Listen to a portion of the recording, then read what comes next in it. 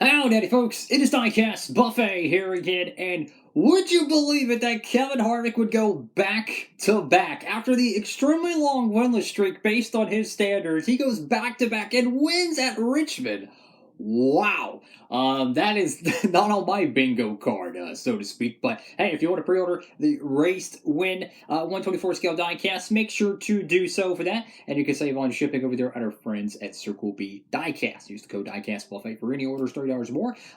Apparently they're offering the 164 for the Michigan win, and with this one not having, or potentially could not have any of the alcoholic sponsorships on it, don't be surprised they offer a raced win for the Richmond one. Who knows? Anyways, Richmond. Oh boy. So I picked Denny Hamlin to win because Denny Hamlin is just so freaking good at his home track. But we got to talk about Richmond, guys. We got to talk about it. So the first half of the race, if you tuned in for the truck race on Saturday night, I feel sorry for you. The first half of the Cup race, it was almost the same as the truck race. Absolutely nothing happened except for Tyler Reddick spinning out. That was pretty much it. Roush Chastain, Joey Logano, whatever, right? Nothing really happened. I would say after the halfway point, a 400-lap race, or after 200 laps, things started getting a little bit interesting. You did have a interesting wreck between Kyle Busch, Martin Truex Jr. a little bit, and what's-his-face, Roush Chastain. Chastain being very aggressive. Love watching Chastain race. I love the aggression, especially when you go to a track like Richmond, everyone talks about it being, it's a short track. They're going to be beating and banging. It's going to be fireworks everywhere. And no one does the bump and run. It's so uncommon here. The drivers just don't race aggressively. I like to see Chastain race aggressive here. It's actually quite interesting. But, Richmond, long green flag runs. Not a lot of passing. You do have tire strategy, so that's a thumbs up. I like seeing the different tire strategies, 2 stops, 1 stops. It's interesting there. But, man, the actual racing on-track product, it blows my mind we have 2 race dates here. Like, the Richmond and the Winston Cup days actually produced some darn good racing. There was a lot of a battle of attrition. You would have a green flag run and then someone would just blow a tire and hit the fence. It created strategy. It broke things up. When you don't have the mechanical failures and the aggression, the bump and runs, the Ricky Rudds and Kevin Harvick incidents, Richmond races a lot like a flat 1.5 mile track, which is kind of ludicrous to say, but that's really what it reminds me of. It reminds me of the racing we would used to see at the at 2002's Homestead track, flat and wide. Everyone's spread out. Everyone, you can kind of run a little bit higher, a little bit lower, but there's not that physical short track action we all know and love. And with Richmond, it has been pretty bad the past decade, in my honest opinion. It just seems like when you go there, you have one guy who just gets it right, and they dominate. I would say the best car today, no doubt about it, was probably Joey Logano, but Kevin Harvick made a little bit of some adjustments probably at the end, got that track position, got that clean air, and took full advantage of it. Chastain was really, really good early in the race, but obviously as the track got cooler and the cloud cover came in, something was not right with the one car there. But the racing it does not live up to expectations. That's why they re-show the same 2 highlights every time we go to Richmond. They show Kyle Busch versus Dale Jr. and then they show Ricky Rudd and Kevin Harvick, and then they hype it up. It's gonna be a beating and banging fest. It's gonna be the Bristol night race. It's never that way. It races like a flat, wide 1.5 mile track, and I really hope with the new schedule they get it back down to 1 race.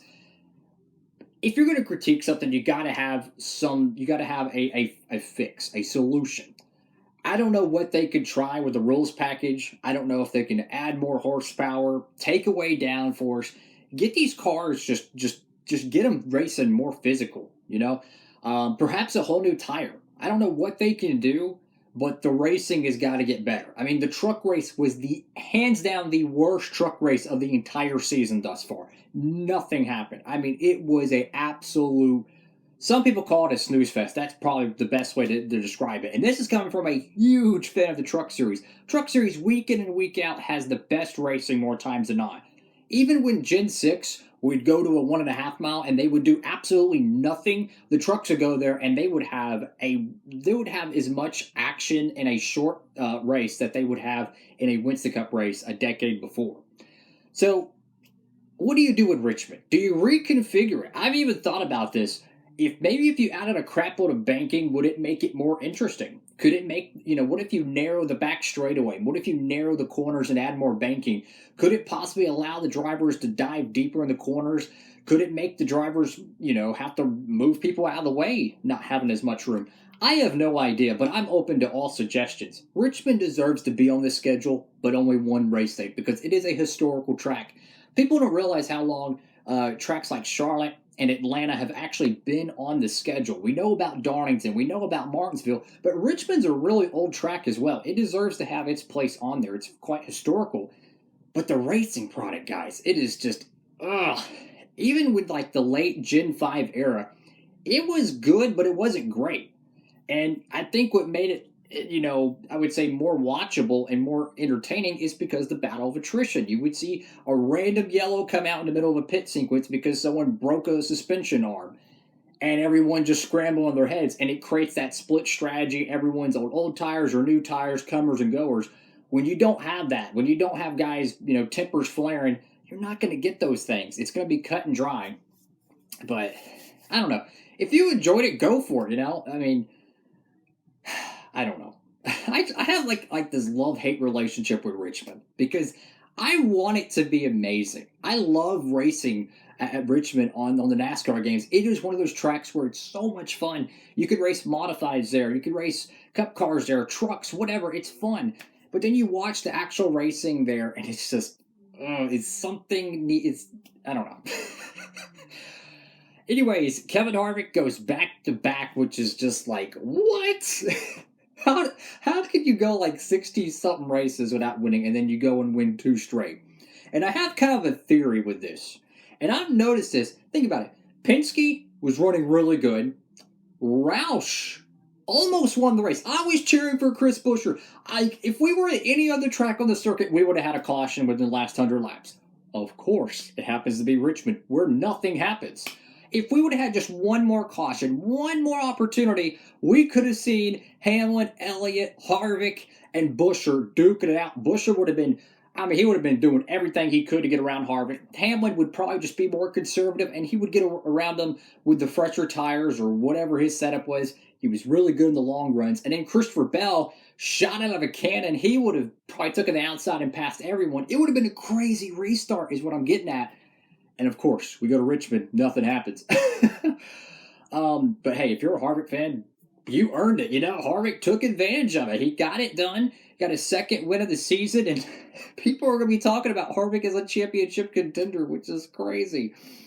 But man, I really wish Buescher would have won that. That would have been such an awesome storyline. And then you have the saga between Truex and Blaney, and Truex 30-something points out. There's not a snowball's chance in heck he's going to point his way in. If I'm Truex, I'm going to Watkins Glen. I'm going to try every single contrarian strategy to win this race if I don't have the speed. You go to Daytona, anything goes. I just can't see Blaney going to Daytona and going to Watkins Glen and wrecking out and Truex having a top 10 both races. You just can't count on that. If you're Truex, you got to go win. You got to.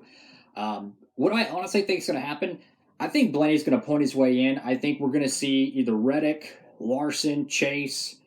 I think one of those are probably going to win Watkins Glen. They're the best road course racers right now. Perhaps one of the Trackhouse racing cars, which keep in mind all of those drivers mentioned have already won this season. So it wouldn't affect Blaney in a negative way. And then you go to Daytona. I think we've had so much parity this season that we're not going to get a new winner at Daytona, if you know what I'm saying. Every year, we always have a few surprises. But after you have those surprises, it starts tapering out, and it's the championship contenders that start stacking the wins, I think it's going to be like a Blaney, maybe a Reddick, maybe Chase, someone like that that's going to show up and win at Daytona. Just another, 5 bonus points to the guy going for his championship hopes. I feel like it's going to be something like that. Not going to be a Stenhouse, Eric Jones, as much as I'd like to see it. I do feel like we're due for another regular guy to win the race. But regardless, what do y'all think? What a Interesting turn of events with the championship hopes. 15 different winners. Kevin Harvick goes back to back. Anything goes. It's going to be crazy. What if we go to Watkins Glen and it pours down raining and, I don't know, someone just stays out conveniently, gets some good track position, survives and advances? Who knows? It's going to be interesting, guys. Thank y'all again for watching the video. Make sure to pre-order that Kevin Harvick race to win 124. If they don't offer the 164, don't be surprised. It's not an authentic slave in the future. Don't be surprised, guys. Thank you again for watching. Make sure to like, comment, and subscribe. And I'll end the video on this. We could have been in Chicagoland watching some great racing instead of a second Richmond race. I don't know.